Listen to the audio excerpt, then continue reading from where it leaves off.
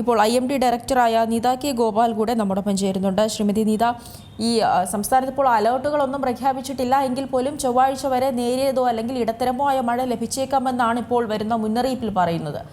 വരും ദിവസങ്ങളിൽ മഴ ശക്തമാകാനുള്ളൊരു സാഹചര്യമുണ്ടോ? അതിശക്തമായ മഴയ്ക്കുള്ള സാഹചര്യവും ശക്തമായ മഴയ്ക്കുള്ള സാഹചര്യവും വളരെ കുറവാണ്.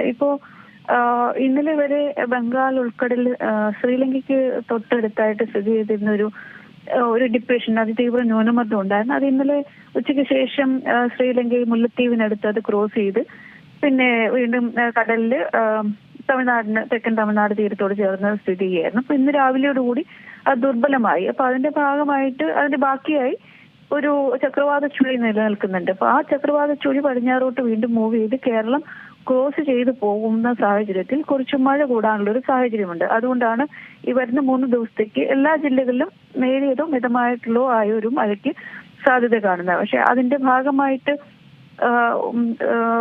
വരുന്ന തിങ്കളാഴ്ചയ്ക്കും ചൊവ്വാഴ്ചയ്ക്കും ഇടയ്ക്കുള്ള രാത്രിയിൽ ഒരു പക്ഷേ കുറച്ച് മഴ കൂടാനുള്ള ഒരു സാഹചര്യമുണ്ട്. എന്നാലും നിലവിൽ അലേർട്ടിനൊന്നുമുള്ളൊരു സാഹചര്യം കാണുന്നില്ല. അതുകൊണ്ടാണ് മിതമായതോ നേരിയതോ ആയിട്ടുള്ള മഴയ്ക്ക് മാത്രമുള്ള, അതായത് 6 സെന്റിമീറ്റർ മഴ ഒരു സ്റ്റേഷനിൽ ഏതെങ്കിലും ഒരു ഒബ്സർവേറ്ററിയിൽ റെക്കോർഡ് ചെയ്യാനുള്ള ഒരു സാധ്യത നിലവിൽ കാണുന്നുള്ളൂ. എന്നിരുന്നാലും ഈ കേരളം കടന്ന് ഈ ചക്രവാത ചുഴി പോകുമ്പോൾ അറബിക്കടലിൽ നിന്നുള്ള ഒരു നീരാവി കൂടി അതിന് ശക്തി പകർന്ന് ഈ പശ്ചിമഘട്ടത്തിന്റെ സഹായത്തോടുകൂടി ഒരു പക്ഷേ ചില സ്റ്റേഷനുകളെങ്കിലും മഴ കൂടുതൽ അനുഭവപ്പെടാനുള്ളൊരു സാധ്യത നമുക്ക് തള്ളിക്കളയാനാവുന്നില്ല. പക്ഷെ നിലവിലെ സാഹചര്യത്തിൽ ഈ 3 ദിവസങ്ങളിൽ മിക്കവാറും പശ്ചിമഘട്ടത്തിന്റെ ഭാഗമായിട്ടുള്ള ജില്ലകൾ, അതായത് വയനാട്, പാലക്കാട്, ഇടുക്കി, പത്തനംതിട്ട പോലെയുള്ള ജില്ലകളിലാണ് കൂടുതൽ മഴ പ്രതീക്ഷിക്കുന്നത് ഈ 3 ദിവസങ്ങളിലും.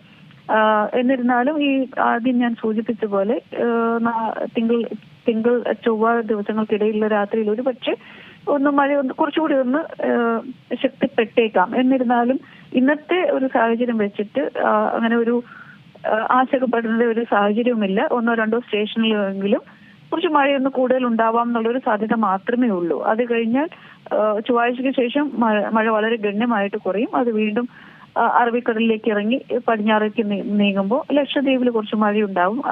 അത് വീണ്ടും അത് പടിഞ്ഞാറേക്ക് നീങ്ങുള്ളൂ. അതോടുകൂടി നമ്മൾക്ക് യാതൊരു രീതിയിലുള്ള ഒരു ആശങ്കയ്ക്കുള്ള ഒരു സാഹചര്യമില്ല. അതിന് ചൊവ്വാഴ്ചയ്ക്ക് ശേഷം കേരളത്തിൽ പ്രത്യേകിച്ചും മഴ ഗണ്യമായിട്ട് കുറയും. മിക്കവാറും എല്ലാ ജില്ലകളിലും തന്നെ വരണ്ട കാലാവസ്ഥയ്ക്കുള്ള സാഹചര്യമാണ് കാണുന്നത്. ഈ ജനുവരി അവസാനമൊക്കെ ആകുമ്പോഴേക്കും ചെറിയ ഒരു രീതിയിൽ മഴ പെയ്യുന്ന ഒരു സാഹചര്യം പൊതുവെ ഉണ്ടല്ലോ. ആ ഒരു മഴയ്ക്കും കൂടെ സാധ്യതയുണ്ടോ ഇത്തവണ? ഇപ്പൊ നിലവിൽ അതില്ല. കാരണം ഒരു ജനുവരി 15-ന് ശേഷം പ്രത്യേകിച്ച് നമുക്ക് മഴ വളരെ കുറവായിട്ടുള്ളൊരു സാഹചര്യമാണ് ഇപ്പൊ കാണുന്നത്. ഇപ്പോഴും ഇത് വടക്കിഴക്കൻ കാലവർഷത്തിന്റെ ഭാഗമായിട്ടുള്ളൊരു മഴയാണ് ഇപ്പോഴും ഈ പെയ്യുന്നത്.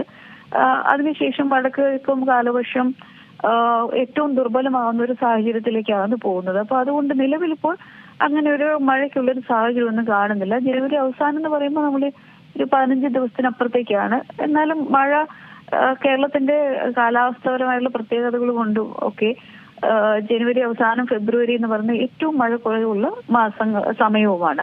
അപ്പൊ അതുകൊണ്ട് തന്നെ ഇനി അങ്ങോട്ടേക്ക് അധികം മഴ ഈ ഒരു ആഴ്ച കഴിഞ്ഞ് കഴിഞ്ഞാൽ അധികം മഴയൊന്നും ഉണ്ടാകുന്ന സാഹചര്യം ഇല്ല.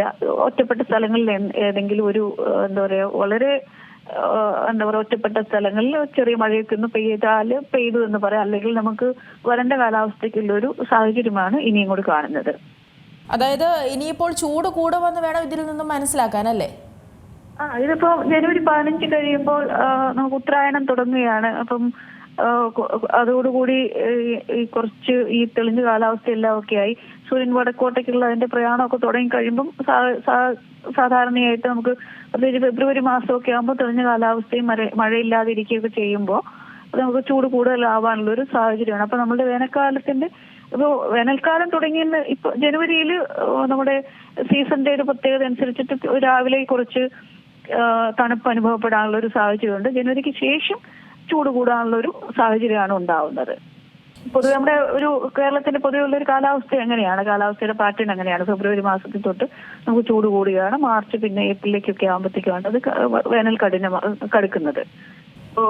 മഴ കുറയുന്നതോടുകൂടി ജനുവരിയിൽ ഈ സൂര്യന്റെ ഈ രശ്മികൾക്ക് വീണ്ടും തീവ്രത കുറവായതുകൊണ്ട് നമുക്ക് അത്രയധികം ചൂട് അനുഭവപ്പെടാൻ സാധ്യതയില്ല. ഫെബ്രുവരി മാസത്തേക്കായിരിക്കും നമുക്ക് ചൂട് കൂടുതൽ അനുഭവപ്പെട്ടു തുടങ്ങുക. ഇപ്പം ഒരു നമ്മുടെ ഒരു ശരാശരി കണക്കിന് അല്ലെങ്കിൽ താപനിലയ്ക്ക് അപ്പുറത്തേക്കൊന്നും താപനില പോയിട്ടില്ല. ശരി, വളരെയധികം നന്ദി ശ്രീമതി നീത കെ ഗോപാൽ പ്രതികരിച്ചതിന്. ഏറ്റവും പുതിയ വാർത്തകളും വിശേഷങ്ങളും വിരൽ തുമ്പിലറിയാൻ സീ മലയാളം ന്യൂസ് എല്ലാ ഡിജിറ്റൽ പ്ലാറ്റ്ഫോമുകളിലും ലഭ്യം.